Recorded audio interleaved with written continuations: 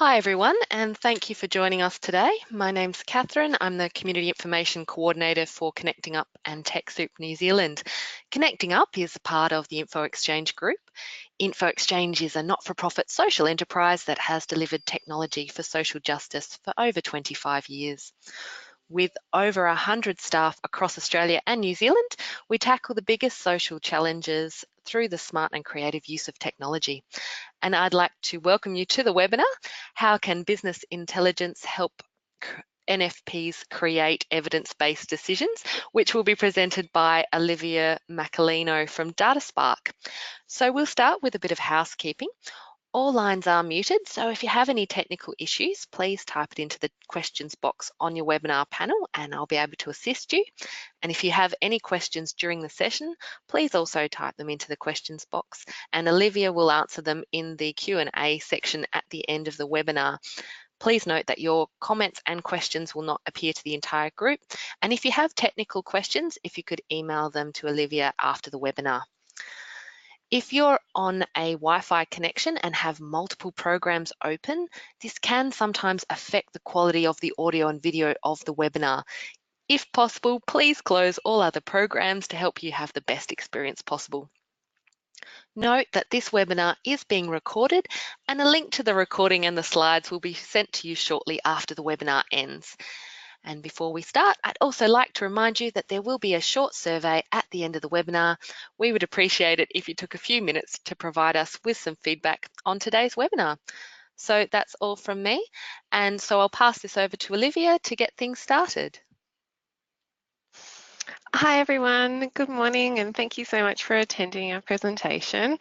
So I'd like to introduce our company, DataSpark Analytics, and a product that we've developed, which is a BI solution that we've implemented within a couple of not-for-profits, which is called Visual Workplace Management, and I'll be talking a little bit about that later on. So our agenda for today is presented in a lovely little graph, because that's what we do.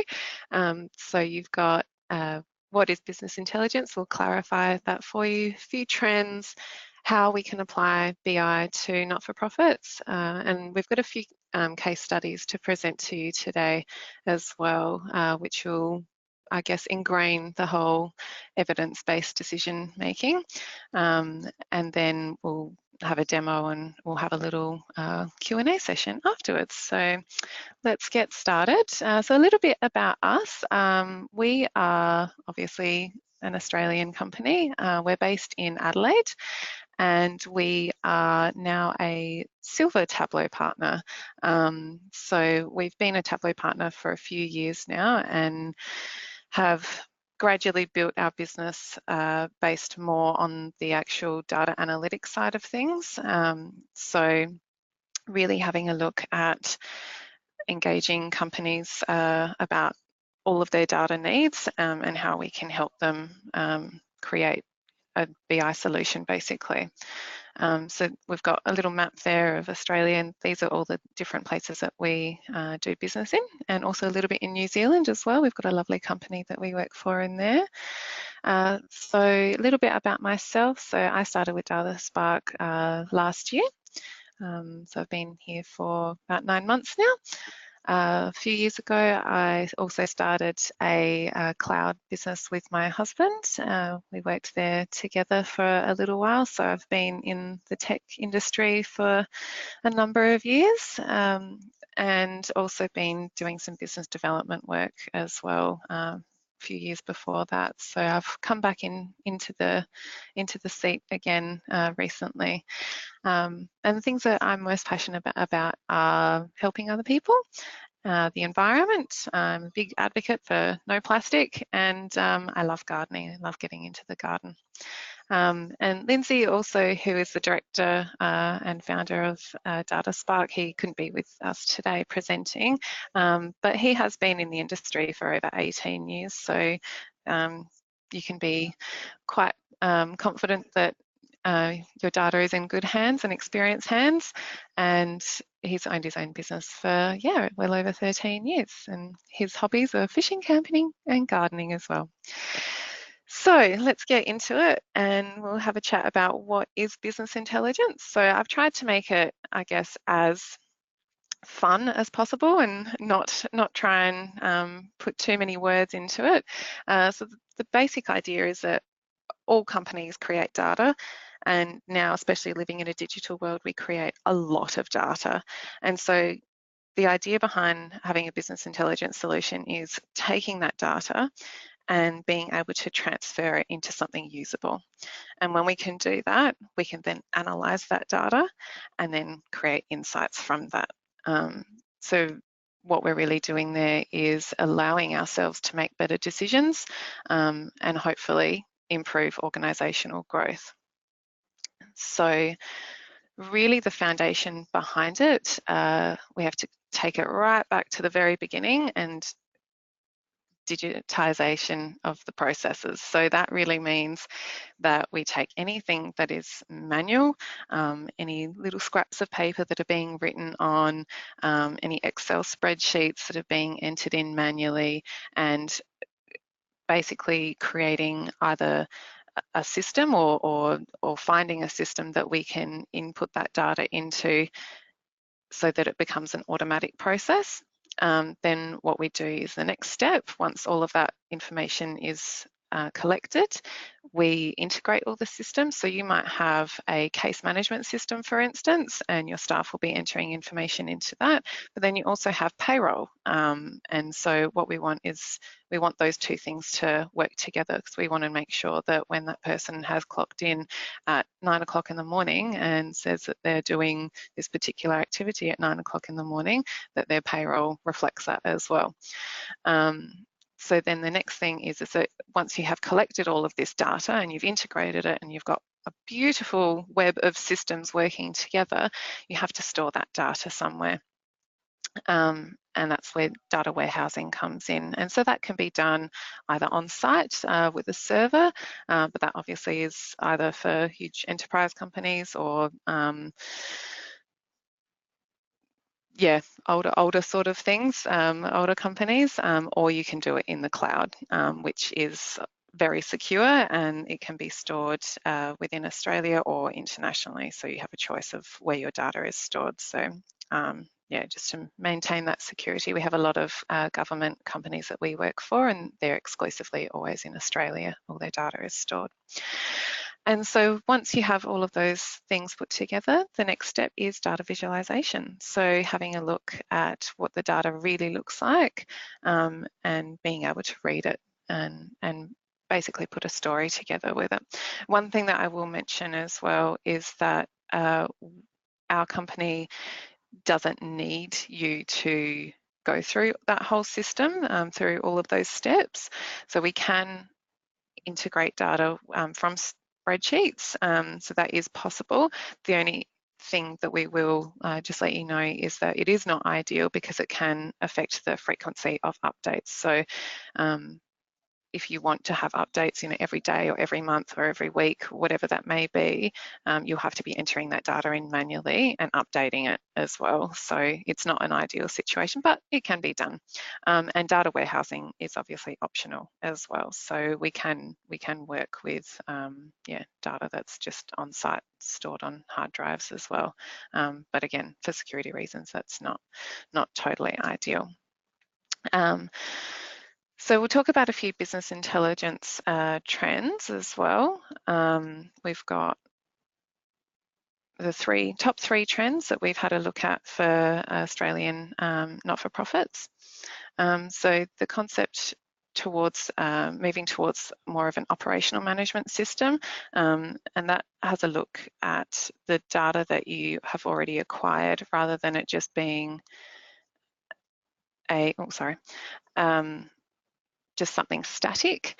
It's looking at how we can incorporate that within the organisation itself, and how to navigate between dashboards as well is really important. So you can paint your picture properly. So if you have one graph that states sales, for instance, and then you have another graph that states something different, how to be able to understand those two things together. And so once you've got all of that as well, one of the other big trends is storytelling. So being able to tell that story. So you've got the initial view of the actual data, understanding how to read that data and finding the trends within it, then making sure that it is actually accurate. You know, if you've got a staff member, for instance, that has worked 60 hours in one day, you know that that's not right. So then you have the ability to go back and adjust that and make sure that that's all working properly. And then if you know you come to a final conclusion about something, you can then justify that to your workforce and you know become the storyteller. And generally the concept behind that is that once you are able to quantify reasons behind business decisions to your workforce, they are much more receptive of it. If they know the whys and hows and insides and out, yeah, then they're much more receptive to it. And this is obviously justified by a report, a market study that we found. So yeah, so 75% of respondents found that data storytelling to be critical or important to their business intelligence initiatives. So the biggest challenge as well is adoption, user adoption. So basically there are a variety of different programs that you can help to engage staff with using data and inputting data and using all of your systems correctly as well.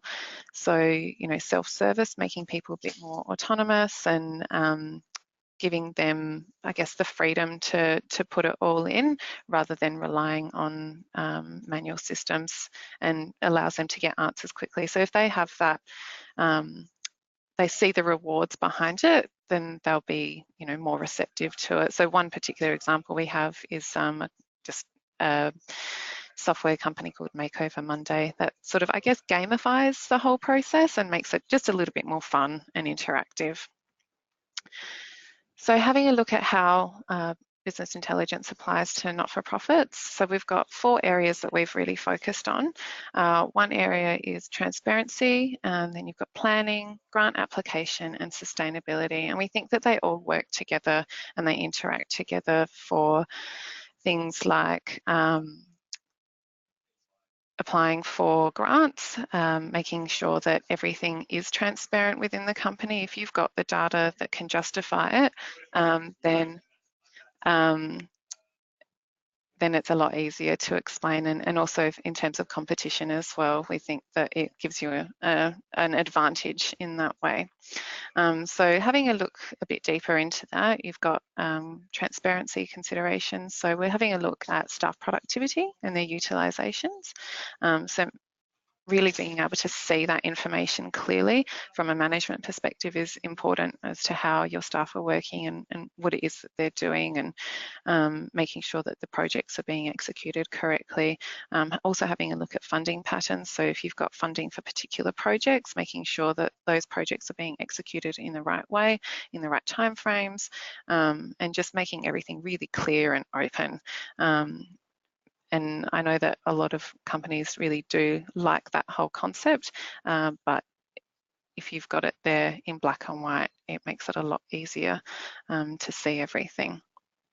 Then planning considerations, so having a look at smart rostering and hiring, and again going back to those projects that you might be applying for grant funding as well, making sure that you've got the right people at the right time and the right amount of people as well, so you're not over hiring or under hiring.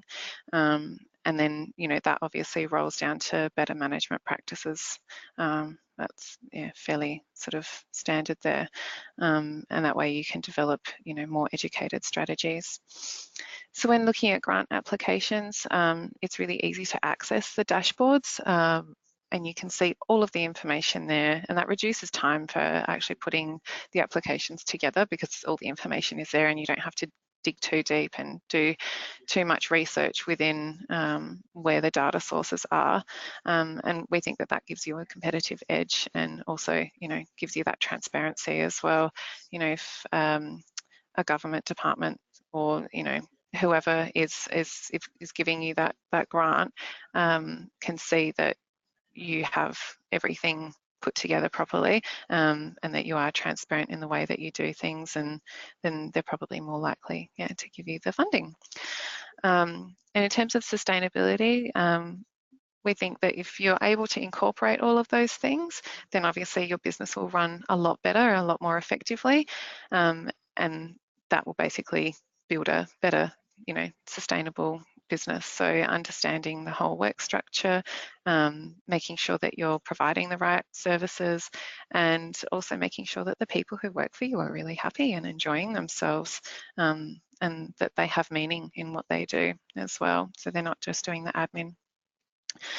So we've got a few case studies that we'd like to share with you as well. So one particular one was that we did last year. This was a project for a not-for-profit counselling service.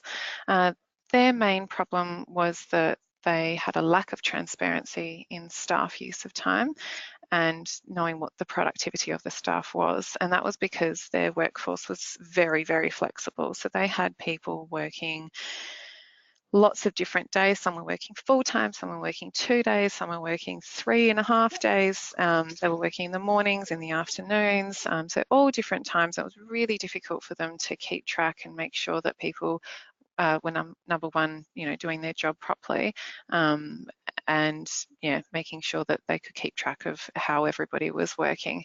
So their main objective was to measure the KPI on utilisation. They wanted to know how much time was actually spent on direct services, so the actual counselling itself rather than on other things.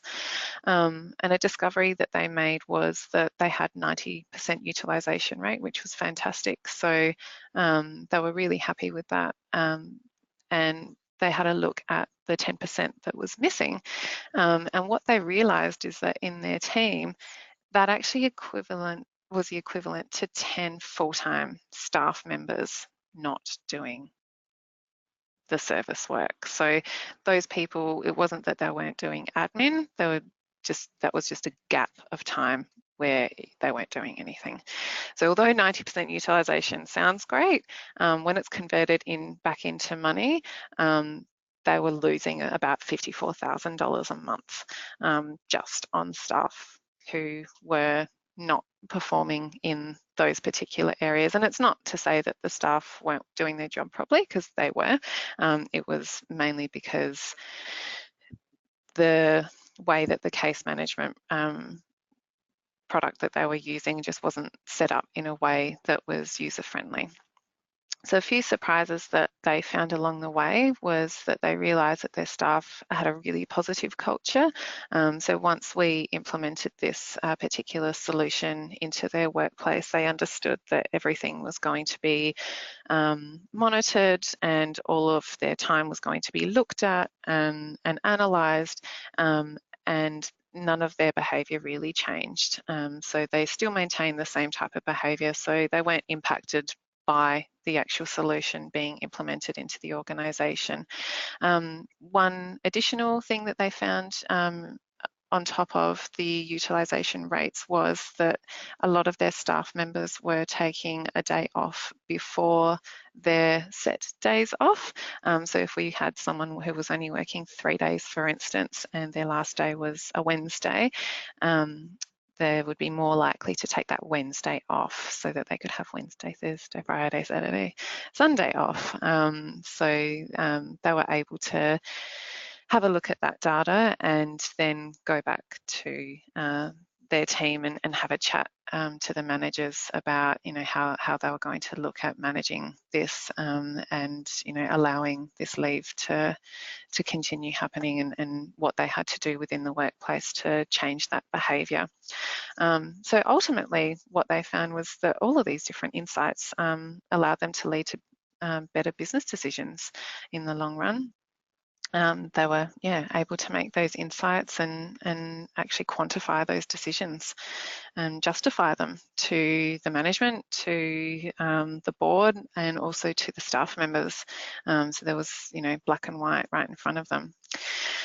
Now, further down the track, this particular organisation as well wanted to dig deeper into their data. So they really wanted to drill down and find out the whys of different things. So again, it was a not-for-profit that was doing counselling, and the problem that they thought that they had was the lack of transparency in staff use of time for client satisfaction. So they didn't know how satisfied their staff was, their clients were with how the staff was spending their time with them.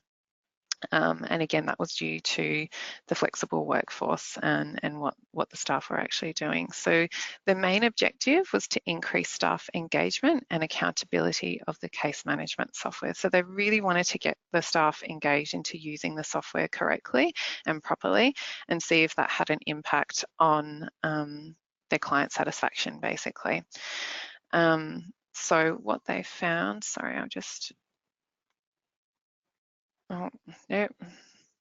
So what they found was the project has only just finished. So what they found was that their client satisfaction was able to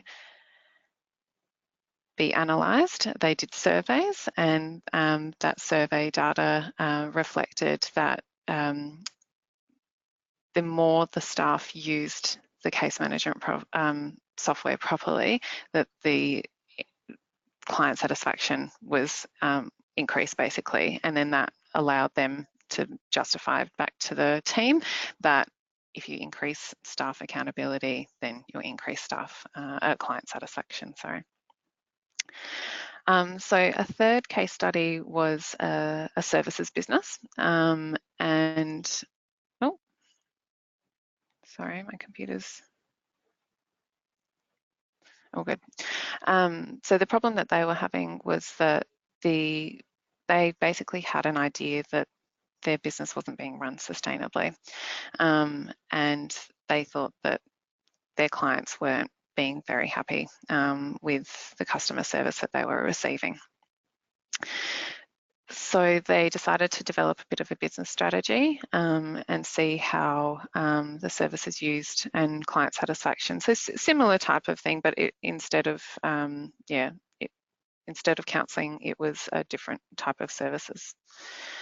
So their discovery was that they then understood the value of the service, and they were able to develop and create improvements on the feedback that their customers gave them. So again, having a look at the data that came through, it was black and white, it was all in front of them, and they could see that, yep, the way that they were currently doing things was not the right way, that people weren't happy, and that, you know, they developed a few different systems and strategies and tested those out in the market, and then had a look at the results down the track to see, you know, what kind of feedback came back, and they could see that it was improved, and, you know, some things weren't, and they could work onto those as well.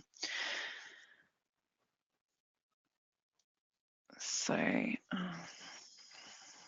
sorry, my keyboard's not playing happy games. Here we go. So also another case study was a company that, it was a government-based company, and they did compliance reporting. So we had a look at the time that it takes and all of the activities that are involved in doing that compliance reporting and the old way that the company was doing it. So initially what they would do is extract data manually into an Excel spreadsheet. Then they would produce their charts and tables within Excel, and then they would do that analysis of all of that information. And what they would also do down the track is pass all of that to a designer, do some product Q&A, and then publish the information. And that whole process would take 2 to 3 weeks. However, if somewhere along the analysis and the product Q&A something came up and they realised that it wasn't right, so the questions weren't being answered properly, or there was some figures that weren't right, that whole process again would take 1 to 2 weeks. So this was a very lengthy process that they were going through. Once they implemented the BI solution, and this was a custom solution that we had developed for them, it would take them 2 hours to take the data out, create the tables and charts, and basically then they would send that information to be analysed. If something wasn't right, they would send it through back, and that would take another 2 hours to make sure that all the information was right, that the data that was being analysed was correct. So you can see that there's a big time difference and also a big manual labour difference as well. So this person here who was sort of taking 2 to 3 weeks to, do all of this work and possibly passing that on to 2 or 3 other people, it could be changed into 1 or 2 days. So this is what they're working with now, is that current model, and they found a huge difference in time. So their staff are actually working on, other projects and other things, and compliance reporting is something that they have to do every single year, sometimes every quarter. So it's saving them weeks and weeks and weeks of time, so well worth the investment made, definitely. Oh, gosh. So the ultimate outcome here really is having a look at evidence-based confidence for improvement. And that really means that being able to extract data that's been put into a proper system allows you to save time, save money, make the right decisions to move the business along into the right area and in the right way as well. And if things don't work out so well and you realise that you've developed a particular strategy, you can analyse it along the way and see how that strategy is performing as well. So yeah, it's really making everything much, much faster.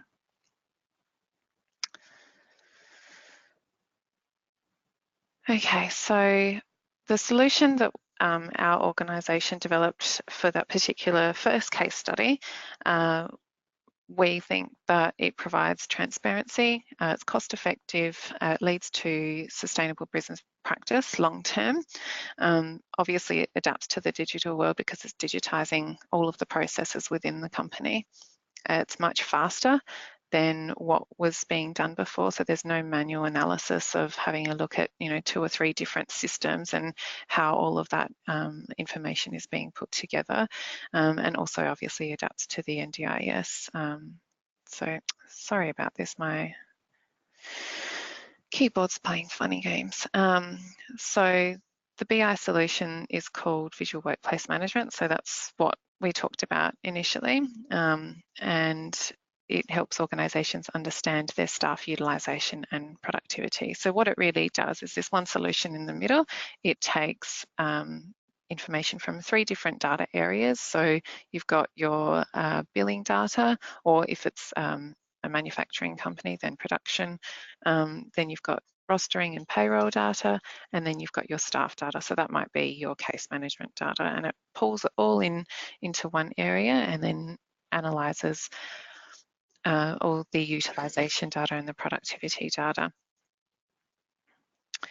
So we actually have a demo of what that looks like as well. So again, just mentioning that we use Tableau Public and Tableau to do all of our analysis, and this is a page in Tableau Public. So I've put this down in the resources so you can actually have a look and have a click in. And you can see how the whole product works. So having a look at all of these different dashboards that we've created, hopefully this will play nicely. There we go. So this is what it looks like. So you can choose which date you'd like to analyse, which week, which department. If you want to just have a look at the admin team or the consultants, managers as well. So if you want to have a look at, for instance, I don't know, Carl, let's say, and you would like to have a look at the consultants that Carl works with, you can have a look at all the employees and that will reflect in the graph here. So all of this information is live as well, and you can have a look at utilisation and productivity. So what your target is and what your average is for the consultants team. You can see that on the 30th of August, your actual utilisation was 41%, and your target was 35. So you can have a chat to your team and say, well done, this is really good work. This is great that we've been able to achieve this.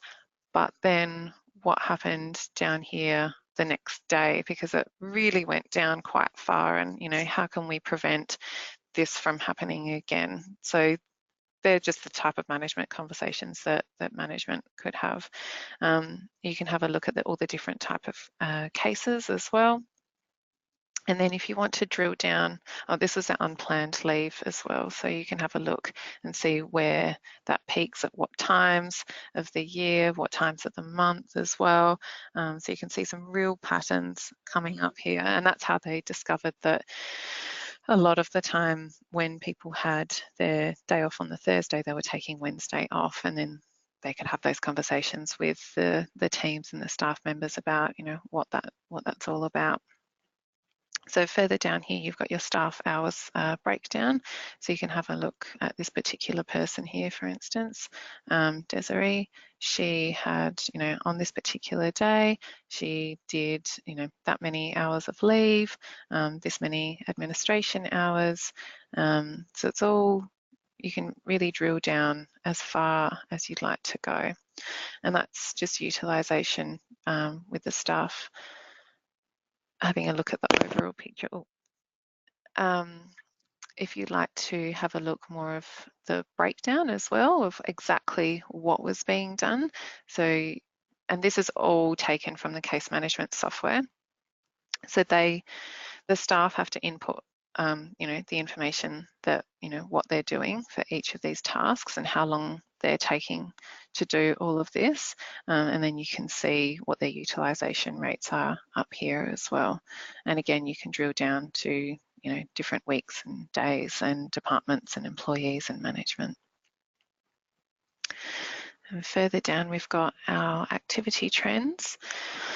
So you've got here sick leave hours and when they are, the different work events that people are doing, the duration of those work events as well, and then also going down into unrecorded time. So this would have been that little 10% chunk of the underutilisation, and so you can have a really good look into what, for instance, Jacqueline was doing here. She's got 10 things here, and she's got 10 hours, 7 hours, 7 hours that was all recorded for. And then in the other colour, so each colour shows the levels. So that's high utilisation there that you've got in the darker colour, and then you've got underutilisation there in the lighter colours as well. And obviously that can be customised depending on how your organisation would like to have a look at that information. Also leave accrual. So we found that this can be a little bit of an issue where people bank up a whole lot of their leave and they might want to take it. For instance, you can see here that at the middle of the year people don't have a lot of leave, and you can see how much this is costing you as well as an organisation. And then further down the track as the year goes on, sort of towards Christmas, you can see that it's quite high. So you know that people will be taking leave coming into December. And then, you might have your own patterns within your organisation as well. And you can see what that liability is. So, in November, you've got, that much leave to pay out to those people who have banked up all of their leave.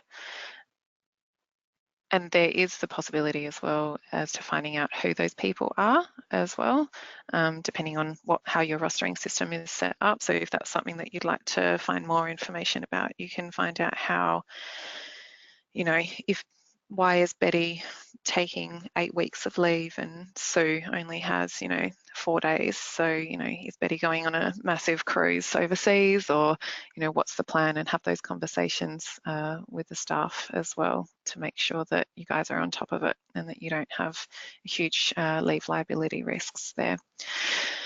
Something that we think is quite important as well for not-for-profits to do with grant applications and funding is, the transparency that we talked about earlier, and that's the workforce statistics. So making sure that all the information is there. So you've got information about your genders, your age demographics, how many employees you have, whether they're Aboriginal or Torres Strait Islander, people with disabilities as well, the different position representations. So, how likely is it that females are going to be an executive member? If that's something that you're really proud of, then you can I guess use that in your sales pitch. What people are making as well, and the gender wage gaps and whether or not they exist is another thing. So there's lots of different things that we've incorporated within this particular BI solution. We've built on it as well over time, just according to what our clients have asked for. So yeah, most of it is fairly standard. There are some custom things that we can develop for you if that's something that you need as well.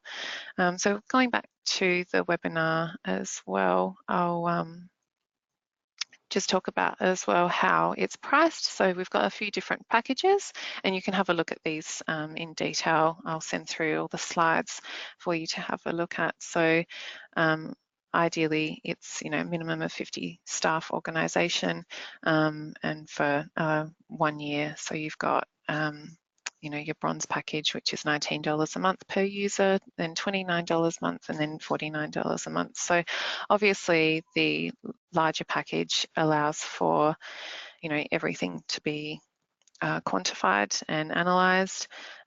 So it's just a matter of what your requirements are for your organisation. So I've put here in the end just some resources where we got all of this information from.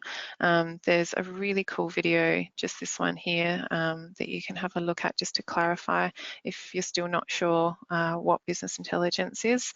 That'll help you along. And if you want to have a play of the dashboard, it's just number 6 here in the additional resources. So that will give you a bit of an idea of how to use it. So yeah, if we have any questions at all, that would be great. And our contact details are just there, so you can check out our website, have a look around. We've got some more information on a few different services and solutions that we provide, and the clients that we've worked with in the past, and a bit of information about ourselves as well. So yeah, so that's it for today. Yeah. Thanks very much, Olivia. Thank Just you. one quick question we've got. Yes. Do you have an example of one of the gamification processes that you'd mentioned earlier? Not so much the process. That's not really something that we implement. It's more something that the organisation would implement themselves.